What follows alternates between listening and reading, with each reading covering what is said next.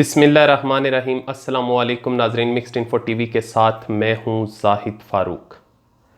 नाजरीन, जहाँ दुनिया में नई नई डेवलपमेंट्स हो रही हैं वहीं तुर्की इस्लामी हवाले से सबसे आगे है। हालिया दिनों के अंदर एक बड़ा फ़ैसला सामने आया सोफिया नामी म्यूज़ियम को मस्जिद में तब्दील कर दिया गया। इसकी तुर्की के लिए कितनी अहमियत है और तैयब अर्दोगान का ये इकदाम क्या तुर्की का वो जो तशख़्ख़ुस था, इस्लामी तशख़्ख़ुस था, उसको रिवाइवल का सबब बन सकेगा या नहीं, इस हवाले से आपको तमाम हक़ाइक़ से आगाह करूँगा। वीडियो को आखिर तक सुनिएगा ताकि आप जान सकें कि आया सोफिया की किस कदर अहमियत है तुर्की के लिए। मज़ीद आगे बढ़ने से पहले जिन दोस्तों ने अभी तक हमारा चैनल सब्सक्राइब नहीं किया, सब्सक्राइब कर लें, बेल का आइकन ज़रूर दबाएं ताकि आने वाली किसी भी इंफॉर्मेशन को आप मिस ना कर सकें। व्यूवर्स, सल्तनतें बदली, मज़ाहिब बदले, एक शहर ने कई रूप धारे, कई नाम बदले, लेकिन एक इमारत के हुस्न और उससे जुड़े जज्बात कभी ना बदल सके। जिस इमारत का मैं जिक्र कर रहा हूं वो आया सोफिया ही है। ये सिर्फ एक इमारत ही नहीं, इसके दरो दीवार माजी की दास्तानों का पता देते हैं, जो कभी एक चर्च, कभी मस्जिद और फिर एक म्यूजियम का रूप धार लेती है। व्यूवर्स, अब तुर्की की अदालत के फैसले के बाद फिर से म्यूजियम से मस्जिद का रूप धारने जा रही है। लेकिन क्या यह फैसला कोई नया तूफान बर्पा करने वाला है? क्योंकि इस मकाम से मुसलमानों के साथ साथ ईसाइयों को भी गहरी अकीदत है और खदशा यह भी है कि तुर्की के मगरब, खुसूसन यूनान और ईसाई बरादरी के साथ तल्लुकात कशीदा हो सकते हैं। लेकिन तैयब अर्दोगान तुर्की को वापस इस्लामी सांचे में डालने के नजरिए पर डटे हुए हैं। वो किसी भी दबाव को कबूल नहीं कर पा रहे अब तक। उसको किसी भी दबाव के जेरे असर नहीं आ रहे। व्यूवर्स, सोचने और समझने की बात है कि ऐसा क्या है आया सोफिया इमारत के अंदर कि अमरीकी वजीर खारजा को 1 जुलाई को खुद तुर्की से अपील करना पड़ती है कि इस मस्जिद की इस इमारत की हैसियत को ना बदला जाए, इसे म्यूजियम ही रहने दिया जाए, मस्जिद में तब्दील ना किया जाए। कुछ तो वजूहात हैं और इसके लिए इमारत की तारीखी अहमियत को जानना बहुत ज़रूरी है। इसलिए मैं अब आपको लेके जाना चाहता हूं, तारीखी जो औराक हैं उनको पलटने की हम कोशिश करेंगे, उनकी खाक छानने की कोशिश करेंगे ताकि हमें इस इमारत की अहमियत का अंदाज़ा हो सके। तकरीबन 1600 साल पहले जब ईस्टर्न रोमन एम्पायर अपने अरूज पर थी तो कुस्तुनतुनिया, वहाँ का मौजूदा जो इस्तंबुल है, कुस्तुनतुनिया इसका नाम था, वहाँ का दारुल हुकूमत था ईस्टर्न रोमन एम्पायर का। वहाँ एक अजीमुल शान गिरजाघर बनाने का सोचा गया और सबसे पहले 360 सदी ईस्वी में एक इमारत तामीर की गई जो कुछ सालों में आतिशज़दगी की वजह से तबाह हो गई। फिर इसी मकाम पर 415 सदी ईस्वी में दोबारा इमारत तामीर की गई जो कि लकड़ी से बड़ी ही खूबसूरत इमारत बनाई गई, लेकिन वो भी कुछ ही अरसा निकाल सकी और दोबारा शदीद किस्म की आतिशज़दगी का शिकार हुई और जलकर राख बन गई। 6ठी सदी ईस्वी में ईस्टर्न रोमन एम्पायर किंग जेस्टन अव्वल के दौर में तामीर नौ का आगाज हुआ। दोबारा उसी जगह पे एक नई इमारत तामीर करने का सोचा गया और 5 बरसों में 10,000 मजदूरों ने एक ऐसी शाहकार इमारत बनाई कि दुनिया की आंखें दंग रह गईं, जिसने तकरीबन 900 साल तक दुनिया के सबसे बड़े गिरजाघर और ईस्टर्न ऑर्थोडॉक्स चर्च हेडक्वार्टर की हैसियत इख्तियार किए रखी।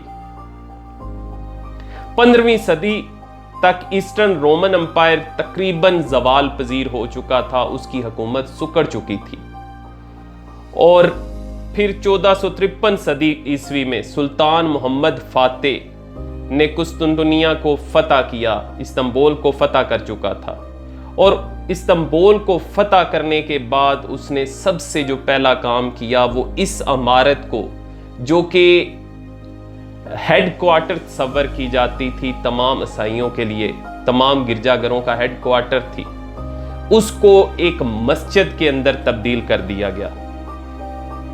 वक्त गुजरने के साथ साथ इसकी ताज़ीन और आराइश की गई और इसके अंदर एक खूबसूरत मीनार का इजाफा किया गया।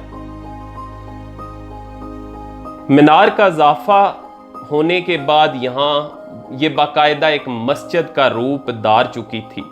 फिर हुआ कुछ यूं कि जो सल्तनत उस्मानिया थी वो एक वक्त में आकर, जब पहली जंग अजीम थी तो ये जवाल पजीर हुई, और सल्तनत उस्मानिया के खात्मे के बाद तकरीबन 12 साल बाद 1935 में मुस्तफ़ा कमाल अतातुर्क के दौरे हुकूमत में सेकुलर तुर्की की बुनियाद, वो जो बड़ा मशहूर मुआहदा हुआ उनके दरमियान, और सेकुलर तुर्की की बुनियाद रखी गई, जिसमें इस्लामी तमाम तौर तवार पर तमाम जो जितनी भी इस्लामी कल्चर है उस पर पाबंदी आयद कर दी गई।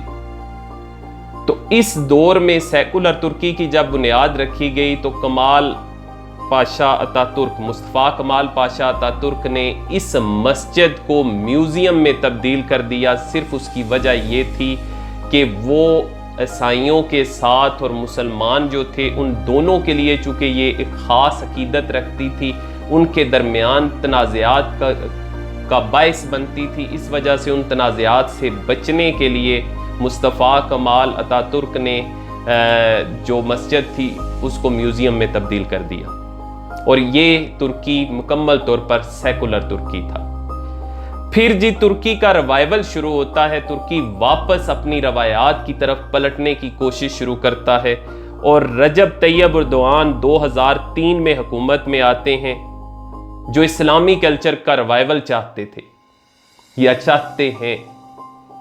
2013 में आया सोफिया के मीनारों से पहली बार अजान दी जाती है, और यूनेस्को की जानिब से 1985 में इस इमारत को आलमी तारीखी वर्से में शामिल किया जाता है। पहली बार 2016 में अक़वाम मुत्तहिदा की ओल्ड हेरिटेज फहरिस्त में शामिल इस इमारत में 85 साल में पहली मर्तबा नमाज की अदायगी की जाती है। व्यूअर्स, अब इसको मस्जिद में तब्दील करने का ख्याल असल में आया कैसे? 1994 में इस्तांबुल के बल्दियाती इंतखाबात होते हैं, जिसमें इस्तांबुल के नाज़म या मेयर की हैसियत से तैयब एर्दोगान पहली दफ़ा इलेक्शन में सामने आते हैं, और वो उस इलेक्शन के दौरान अपनी ख्वाहिश का इजहार करते हैं कि मैं इस आया सोफिया इमारत को, म्यूज़ियम को मस्जिद में तब्दील करना चाहता हूँ। अब उसके बाद सदारत हासिल करने के बाद भी उनके इस इरादे में कहीं भी कमी वाक़या नहीं होती, और वक्तन फवक्तन वो इसका इजहार करते रहे। 2018 में यहाँ तैयब एर्दोआन की तरफ से तलावत भी, कुरान की तलावत भी की जाती है, और 2020 में कुस्तुनतुनिया की फतह के 567वें साल आया सोफिया में खुसूसी इबादत का इनेकाद किया जाता है। ये सारा कुछ हो रहा है तैयब एर्दोगान के अदवार में।